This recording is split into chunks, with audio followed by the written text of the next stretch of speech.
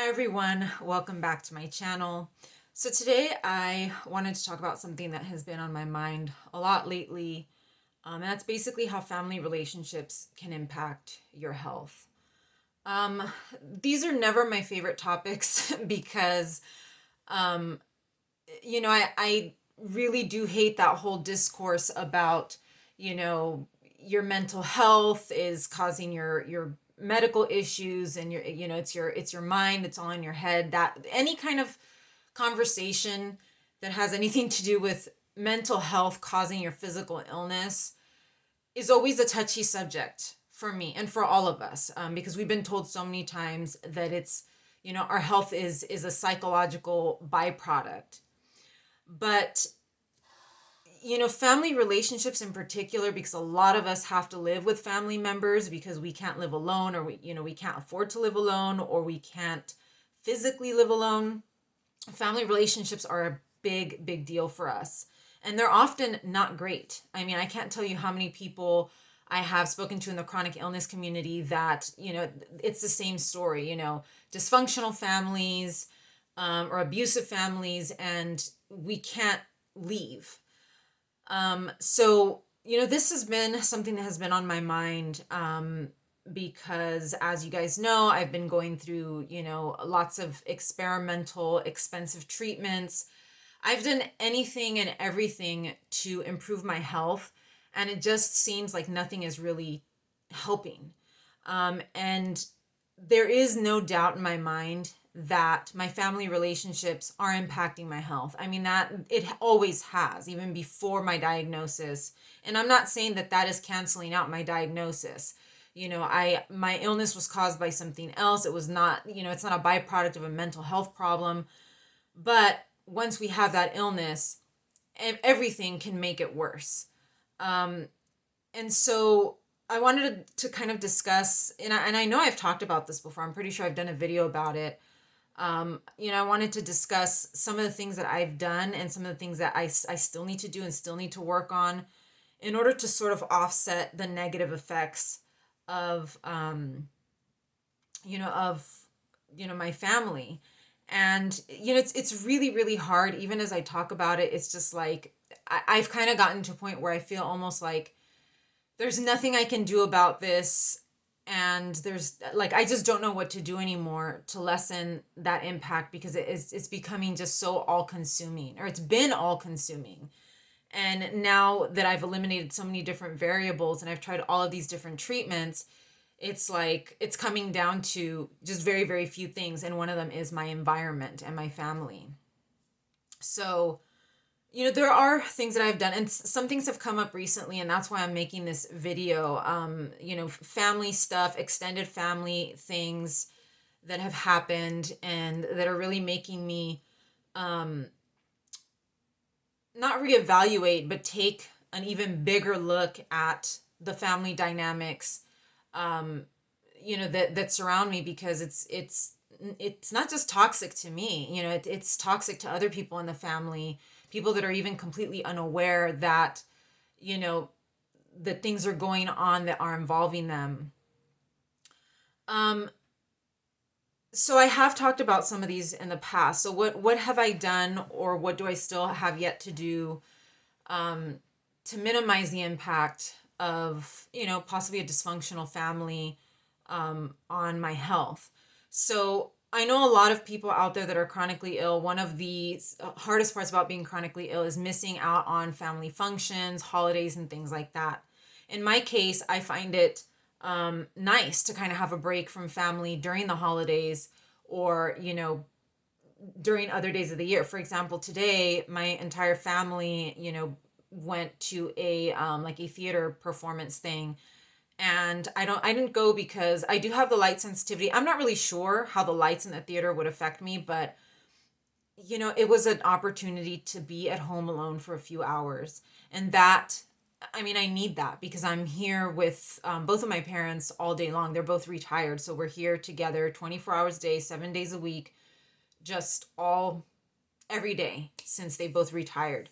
And so even just these few hours are probably just going to be gone for a couple of hours. And it's going to be nice to just have some time to myself, make a YouTube video, you know, watch some YouTube videos, have a snack. For whatever reason, I just really soak up that free time. And it's just nice. It's nice to be alone, especially when you're surrounded or when you're with people every single day, especially stressful people. So for me, I enjoy that. For some people that are chronically ill, I know that that is a source of pain. And so maybe you might want to, I guess, spend more time with your family. Your strategy may be a little bit different than mine. Another thing that I like to do alone is eating alone. And I do need to do another video. I am planning to do a video on my relationship with food because I am starting to notice, especially as I've gotten older and as I've analyzed, how I approach food, that I have not a weird relationship, but my relationship with food is not, I guess, solid. And one of the things that I like to do is eating alone. I grew up with a parent that was hyper vigilant about my eating habits, and that led to a lot of issues with food. And one of the things that I did in the last several years, especially when I started developing issues with SIBO, was I started eating dinner by myself. Actually, I eat all of my meals. I try to eat all of my meals by myself, but sometimes it does coincide with their schedule. But moving dinner up an hour, I avoid them entirely, and it has been a game changer. Let me tell you, I love it. I get to eat comfortably. You don't even realize how uncomfortable you were eating until you remove that variable. And it's nice to be able to sit and not have somebody watching me like a hawk, making comments about what I'm eating, making comments about how I'm eating it. It's just so you can enjoy your food, which I do think that you need to enjoy eating the little bit that you can eat. You need to enjoy it as much as you can. And for those of us that have food sensitivities, eating is not fun. 9 times out of 10, it's not fun. So that was a huge game changer. I do like kind of being alone or being left alone. So for me, that helps. And like I said, for some of you, being isolated and being alone is probably more painful than not. So it just depends on how, I guess, how it affects you. One of your, if you are that person that doesn't like feeling isolated, but you can't really surround yourself with friends, especially right now, when COVID is still going around, maybe eating while on Skype with some of your friends, maybe scheduling like a virtual type of lunch might help you. That might be, for the people that do like to be social eaters, that might be an option. So one of the big things that's been going on, and this one is one that I'm going to have to work on my therapist. I actually see her tomorrow, is, and a lot of these are going to kind of fall under that. So you might see me repeating this, but not participating in gossip, family drama, and lies, because that's really what most of it comes down to. And I need help and suggestions for this one because I sometimes get caught up, or I don't really know that I'm sort of getting sucked into a gossip, uh, whirlpool. And before I know it, I'm suddenly involved in this situation. And, there was something that happened recently, and I really didn't like the way that it turned out. And the person that this gossip is about has no idea. She has no idea that her very, very personal, so actually a health related thing that happened to her is now circulating throughout the family and may actually have been exaggerated, or the story may have changed to make her look bad. And it's really, really tragic to me because, it's a really sad thing that happened. I imagine that it was really difficult for her, very painful and very sad. And it's just becoming gossip fodder, and it's circulating through the family. And it was really something, and we're about the same age. So it really hit me pretty hard. I felt really bad, and I can't say anything. I have to keep my mouth shut because I'm not supposed to know. And that's another thing, staying in your lane, minding your business, staying out of other people's conflicts. The people that I live with are always fighting, always in some kind of an issue. And I have just learned to mind my business. That's none of my business. That's your problem. And I still do need to work on it. I don't get in the middle of fights, but sometimes after the fact, they will come to me individually and start telling me things. And that's one thing that I need to learn to just say, I don't want to know, leave, I don't want to get into the middle of this. And again, minding my business, my sister has a very difficult time doing this. And I recently got into it with her because she got in between, my mom and a cousin of mine. She got in the middle of something, and I told her, mind your business. This has nothing to do with you. Has zero to do with you. Mind your business. And I've learned, it had nothing to do with me either. But I was so pissed, that, my mom had gotten upset, and it was over something that I shouldn't have gotten into it, but I did tell my sister, like, it literally had nothing to do with you or me or even my mom. Stay out, mind your business, stay out of it. And that one can be a little bit tough, but staying out of that, it's called triangulation, when it's like a third party that's brought into something. If the two people that are involved are not speaking directly to each other, then it's none of my business or my sister's business or anybody else's business to be the messenger in that situation. So yeah, staying out of it, and letting go of control. And again, I've noticed that with my sister, that she's constantly trying to control what other people say, what other people do, trying to shut people up because she feels that the conversation is inappropriate. I was talking to my sister-in-law the other day. They were here for Thanksgiving, and I was telling her of something that happened to me.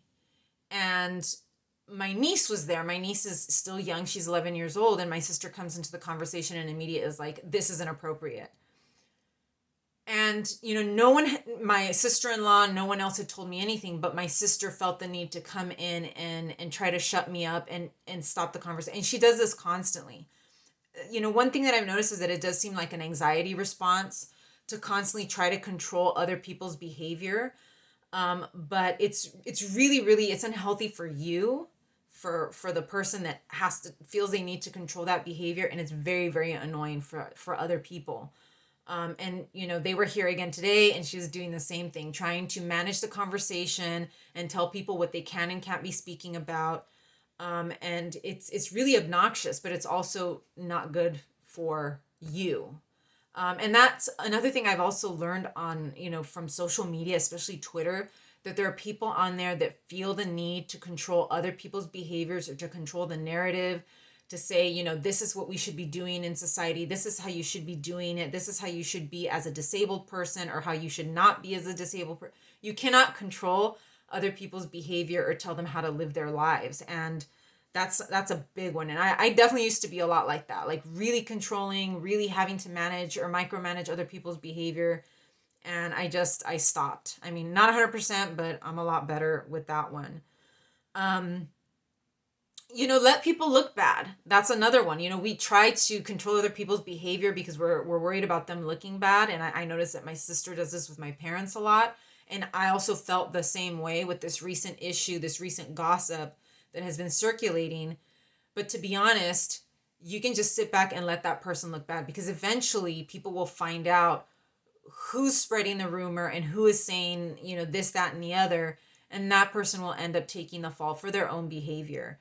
So it's better to, you don't need to make other people look good. As long as you look good, or as long as you stay out of it, let that person look bad. It's not your job to micromanage their image. Blocking, unfollowing, or not following in the first place. I have blocked family. I've blocked my own sister. I have decided not to follow some people in my family that have actually followed me on social media, but I've decided not to follow them because I know that all of their social media posts are depressing, drama, angry, and it's like I just don't want to know what's going on in your life. Or mute. If you can mute them. I don't want to know. That's a big one, especially with social media nowadays. And that also helps you to mind your business as well. Prayer, church, and religion, if that helps you, pray. I used to pray back in the day. I don't so much anymore, so that might be one that I want to work on. Connecting with other family members. that are not drama, enriching friendships that are not drama, making and creating your own family. That's another one I need to work on, so I can't elaborate. That one's probably my weakest point. Um, and getting out of the house, but that one is also very, very difficult for many of us. So that one's kind of not the best one to put on the list, but when I used to be able to go out of the house more, I would do it, more regularly. Having your own hobby, for example, making YouTube videos has really helped me a lot, because it helps me vent. Venting can also be helpful, but I would suggest counseling, getting a professional counselor, because when you vent to family and friends, there's that possibility that it may get around, especially if you have a family like mine. They're not going to keep things private. So I would get counseling if possible. Paying for peace. Now, this one, again, is not the best one, but in my own situation, my parents are being compensated for being my caregivers. And I use caregivers very, very loosely. But what the money has actually done is it has bought me a certain amount of peace. Not complete peace, but it has calmed their behavior or their resentment towards me a little bit. So it sucks, but if you can pay for peace, sometimes it's worth your mental health to pay for it.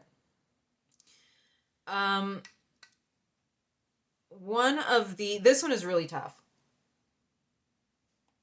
And this is probably the most difficult one on the list.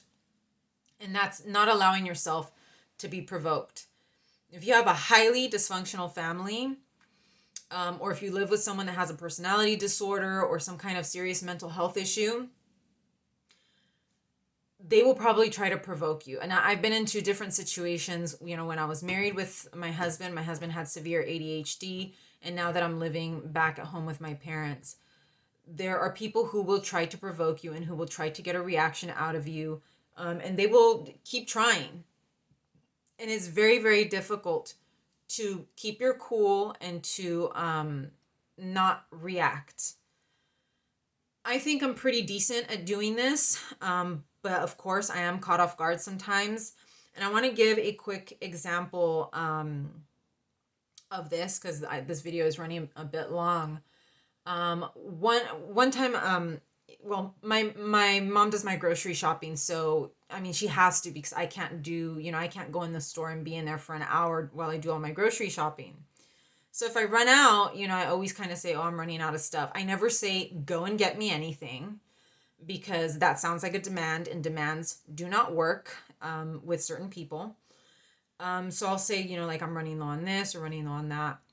And one thing that she will do if she doesn't want to do it is she will just completely ignore me. So she'll just ignore me, pretend I never said anything, just act as if I didn't even exist, and turn around and walk away.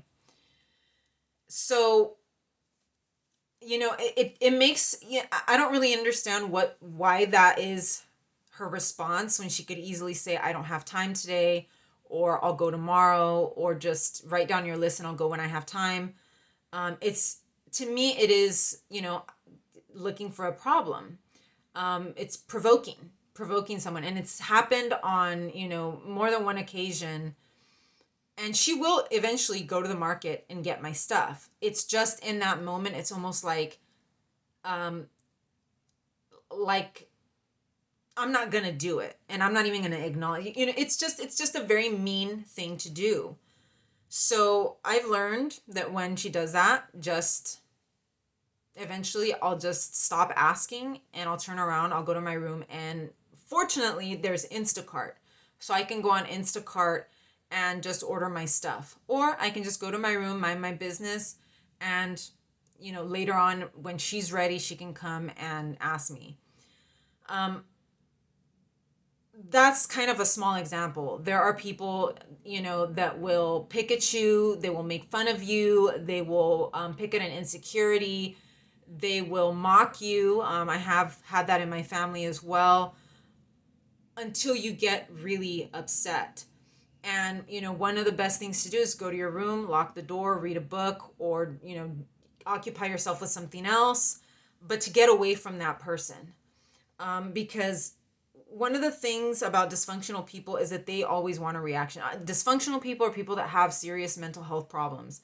With my husband, one of the things that I learned with ADHD is that they have very low activity in a certain part of the brain, and looking for conflict is a way to activate that part of the brain. So if you give them conflict, they learned that by picking at you, they were going to get the response that they needed. They were going to get that hit of dopamine or whatever they needed to activate that low activity part of the brain. And so that can turn into a habit, almost like a drug addiction. And so conflict becomes, this remedy, and they just keep doing it. So one of the best things to do is just not to cave to that kind of thing. Find a different solution. And I know it's hard. It does take a lot of practice. It also takes identifying that person has some kind of a mental health problem or a psychiatric condition, or just learning they are the issue, and sort of separating yourself from that. It's not a personal attack. They're not making fun of me because it's a personal situation. They're making fun of me because they have something going on in their brain that is making them do that. Learning to separate yourself and not make it personal is essential. And when I started learning about the different issues that members in my family have, actually reading about them in books and learning about them from my therapist, I was able to look at it as they have an illness or a condition that is causing them to be this way. It has nothing to do with me personally. It's not that I'm flawed, or that I have, we're all flawed, but it's not that I have some kind of a problem, or that I am this horrible person that they tell me that I am. They have a separate issue, and I have nothing to do with it. And that has been actually very, very helpful. So that's what I've got. If you have any other suggestions on how to manage family, family dynamics, leave them in the comments. I'm going to talk to my therapist, particularly about the gossip situation, because that one is one that is very challenging, because gossip can actually be fun. It can actually be, engaging, and it can actually make you forget about your own issues for a while, but it's really toxic, and it's not good. And I really don't want to be that person, because I am starting to see how people in my family are distancing themselves from the family members that are drama, and those people are alienating themselves, and they're making themselves, even though at a glance, or they don't realize that they're being seen as the bad guys, they are being seen that way. They're being seen in a very negative light among other family members. And I don't want to be that person.